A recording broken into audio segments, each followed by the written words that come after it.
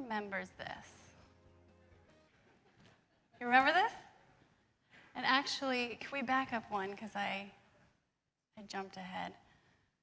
Do you remember when your ox would wander off? I hated that. It was a bummer. So the Oregon Trail, right?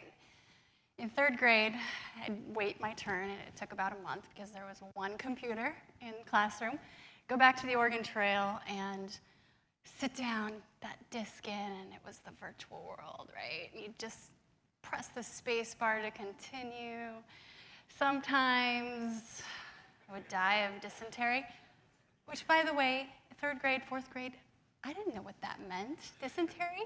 It was like the DOS, computer engineers that were playing a joke on us kids.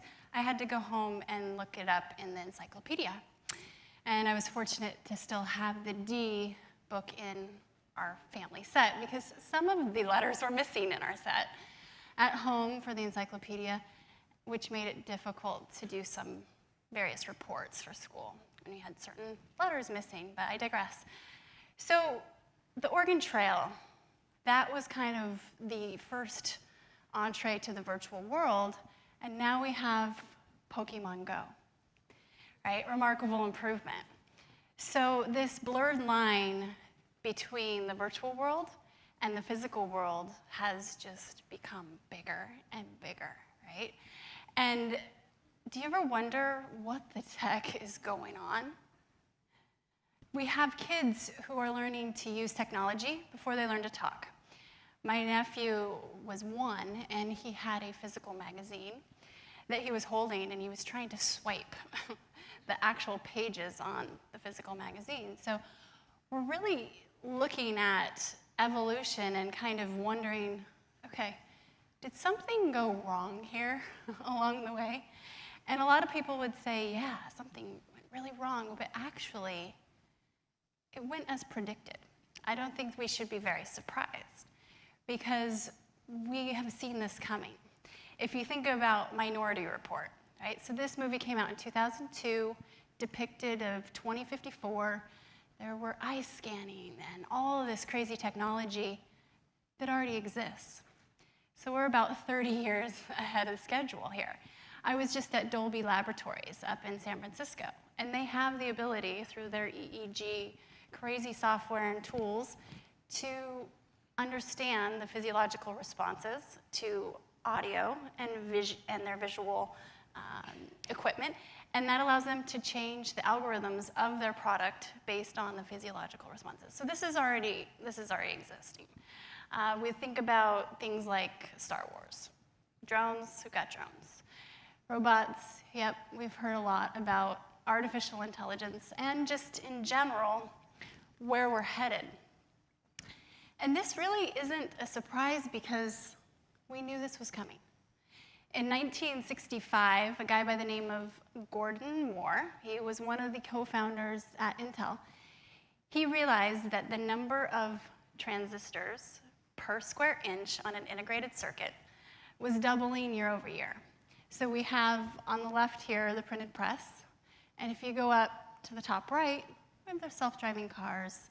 We knew this was coming, right? So this isn't a big surprise. And where it starts to get really gray and confusing and scary and messy is, what is the impact on humans, right? What's the impact on our behavior, on how we communicate? There's a lot of focus on the impact around artificial intelligence. But what about emotional intelligence?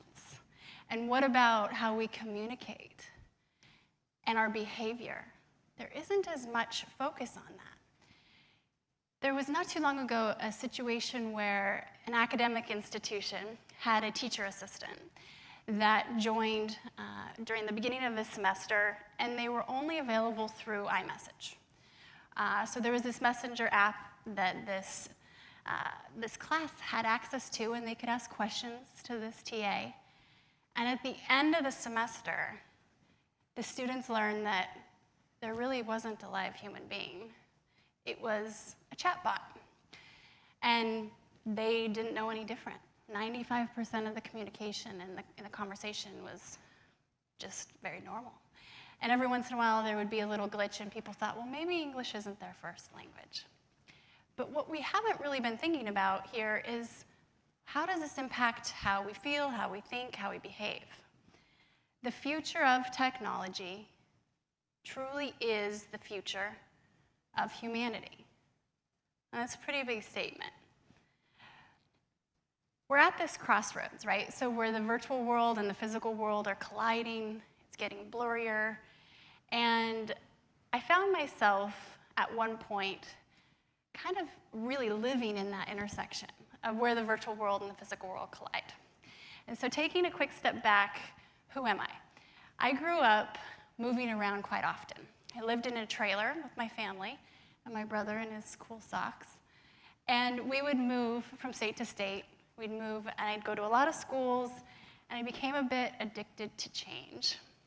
Ended up attending ASU on a full-ride academic scholarship to the #1 party school in America. Go ASU. And ended up working in marketing and sports, and I ended up working for the Phoenix Suns, 2005-06 season. And this was when there was a lot of curiosity around digital media, of course, but also how to integrate marketing partners into our digital assets. And as the director of digital media and research, it was my job to figure out how to sell these assets, how to sell our email blast, our CRM, how to monetize these assets. And so I heard about this conference. It was called iMedia Brand Summit. It was 2008. And I attended, and I heard this man. He was one of the initial investors in Twitter. His name is Mark Gwami. And he talked about Twitter. And I had been on Twitter and kind of been experimenting, but I didn't really quite understand yet how it would fully integrate into what I did as a job. So I started experimenting a little bit more. And I ended up going back to the front office, worked at the team, and started asking people, I think we could actually build up our presence, our influence, our following, and then sell this. I think that we could actually monetize this and have our big marketing partners kind of want to get closer